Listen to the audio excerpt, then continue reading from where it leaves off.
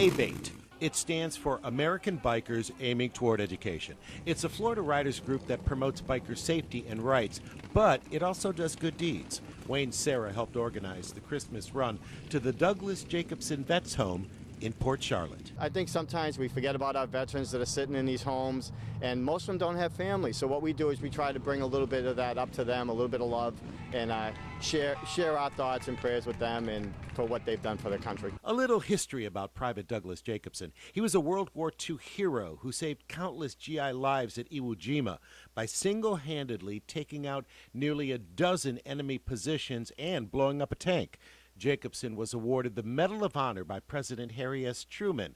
He then retired in Florida. These veterans have their own military history, each one an important part of protecting American freedom. The biker run slows traffic. Drivers need to know why. Sometimes drivers see this big convoy of motorcycles and they might get a little frustrated, but what should they know? They should know that we're out there doing things for the good of other people. It just makes me feel really good that I can have a chance to thank the veterans for everything that they've done for us and for our country, and it's just my way of giving back just a little bit. There is a special bond here today. It's a bond of patriotism. It's a bond of being American, and it's a bond of celebrating Christmas. In Port Charlotte, Michael Francis, Wink News.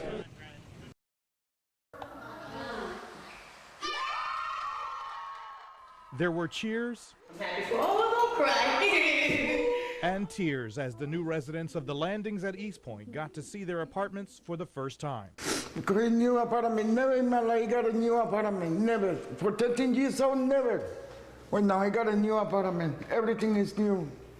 I'm happy. The new complex rewrites an ugly part of history for affordable housing in Fort Myers. Yes, because I've had family that lived out here when they were called the Sable Palm apartments. Jatoria Ware, who is moving into her very first apartment on her own, says she remembers complaints about Sable Palm, everything from rats and roaches to drugs and guns. They destroyed some of the apartments. It was like a disaster.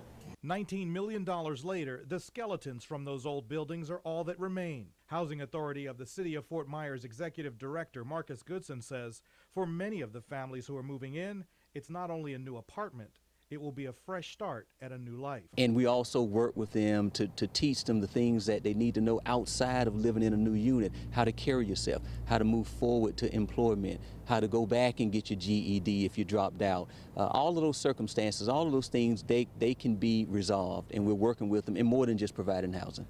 I just want to say thank you, and I'm excited. In Fort Myers, I'm David Bowden, Wink News.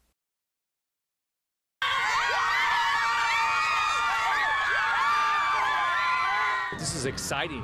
One, it's nice to be back home in Southwest Florida. It's also celebrate Edison. Gosh, what an individual that changed our world.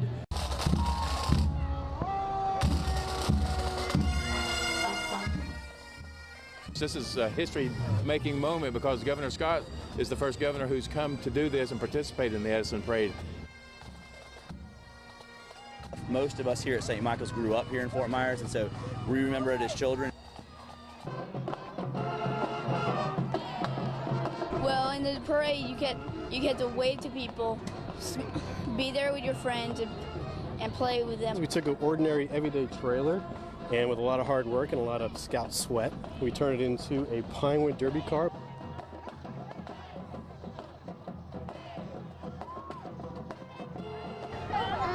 Floats. The floats? What kind of floats do you like? Star Wars. Great. The police. The police? What do you like? I like the police too. What do you like? I like the Wells Fargo truck too. So we're trying to get our kids involved now and really keep doing what we've been doing and pass the torch along to everybody. Great. Go Wink News!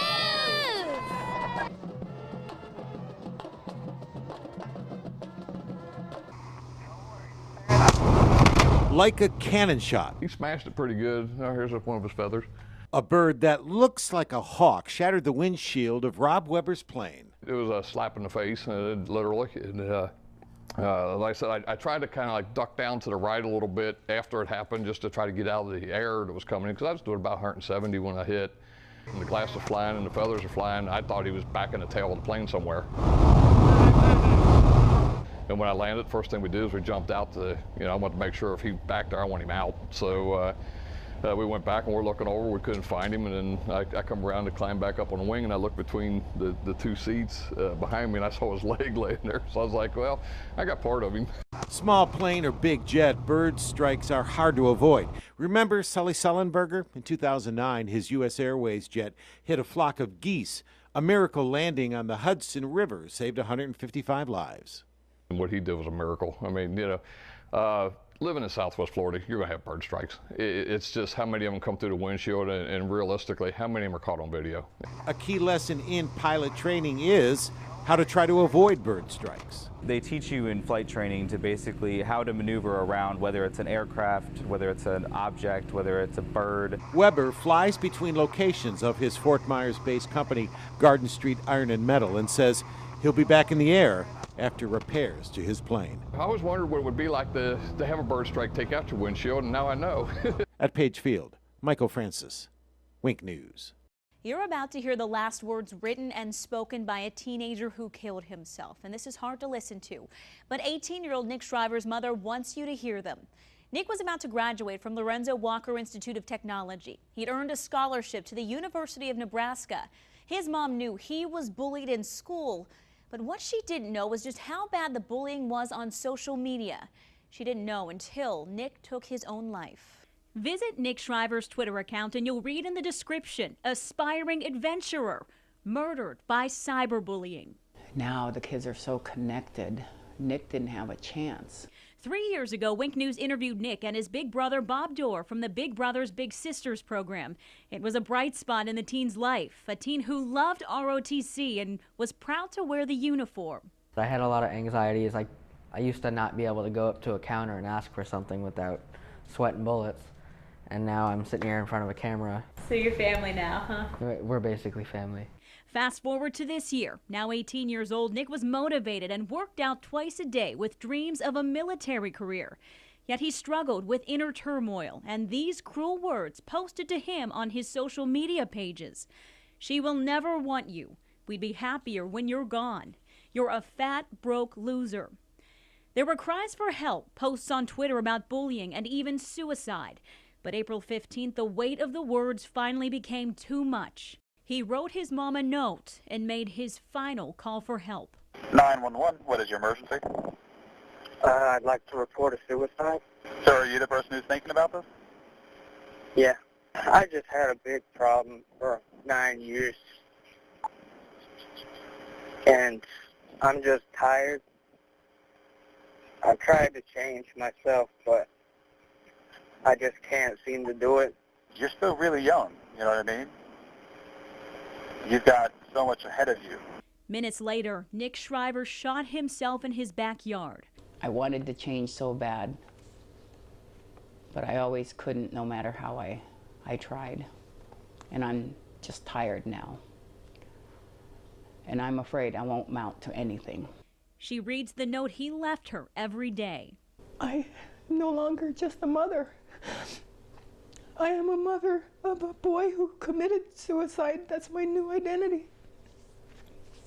I'm no longer a mother of Nicholas Shriver, who is going to college, who just got a scholarship. How do hurtful words come to this? According to the American Psychological Association, it's the third leading cause of death for young people. Dr. Omar Ritchie says it's a societal problem. Certainly, there are many times in which a teenager may have a future, may actually have tremendous potential, but they're so caught in the moment, and that's part of being a teenager. You know, the central nervous system is still developing. We lost a special man. Arlene Shriver hopes this is a wake-up call to parents, bullies, and those who are bullied themselves. When Nick emailed his teachers and his graduating class, his message was, do not be a bystander. Why don't we support each other, and why don't we support the people who can't stand up for themselves? And you know, you see somebody bullying somebody, stand up. Naples police detectives interviewed students and checked Nick's social network activity, but concluded there was no evidence that bullying directly led to his suicide. I reached out to the Collier County School District. They tell me they had not received any reports of bullying from Nick prior to his death, but they encourage any students to report any incidents of bullying. If you're struggling with bullying, we've posted several resources on our website, winknews.com. Just click on hot links. You can report it anonymously. Reporting in the studio, Haley Hines, Wink News. It's usually not this easy to get a bunch of college students out of bed this early on a Saturday morning. But this weekend, there were plenty of eager volunteers. Anything that I could do to help, it kind of is something that's really close to my heart. That cause? 2-year-old Stella Fratarelli. April 17th, 2013, Stella was diagnosed with stage 4 high-risk MYC-amplified neuroblastoma. It's a rare cancer in kids.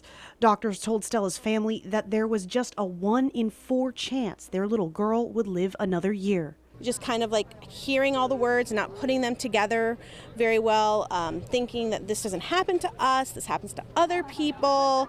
And then I just decided, you know what, we either have to do this or we don't do this. And we decided that we were going to fight. 1 year later, Stella is full of energy and has an army of hundreds joining her fight. The Strides for Stella 5K event started as a class project between a few FGCU students. Then it took a life of its own. When it started, we were hoping just maybe 100 people, and so far we have 220 people registered and more people registering by the minute, so it's huge. Saturday's race raised thousands of dollars for Stella's care, but the journey's not over at the finish line. I have a lot of hope. I have a lot of faith that if someone's going to beat it, it's going to be Stella. Even though the students completed their homework assignments, many of them say they still plan on helping the Fratarellis. She's fought the whole way. She's been through things that I don't think I could do as an adult, and she's done it with grace and with laughter, and I am so proud to be her mom. Jamie Ostroff, Wink News. Firefighters used a torch to light this blaze, but it could happen with the spark from a bad string of Christmas lights as well. In less than 20 seconds, an entire room was engulfed. Fort Myers Fire Chief Ken Dobson says there's an easy way to avoid a tragedy in your home. It's pretty simple. You need to keep water in your Christmas tree. You need to check it every day. These trees will absorb the water very quickly, and it doesn't take long for the trees to dry out. Once they dry out, they become a serious hazard. Today, firefighters and fire insurance adjusters got a chance to observe the flames firsthand. And they get to see after a lot of times, and a lot of agents don't get to see anything what the fire does. So this teaching them, you know, the effect of the fire, how quick it can happen, and how the rooms react, and how the fire department works. So it's a good eye-opener because they get to see everything that's involved. The chief says if needles are falling off and the tree is turning brown, it's time to get the tree out of your house. Never leave your lights on when you're not in the room, and there's more. I guess the most important thing to talk about when you talk about the way these fires spread in homes is that working smoke detectors will certainly save your life.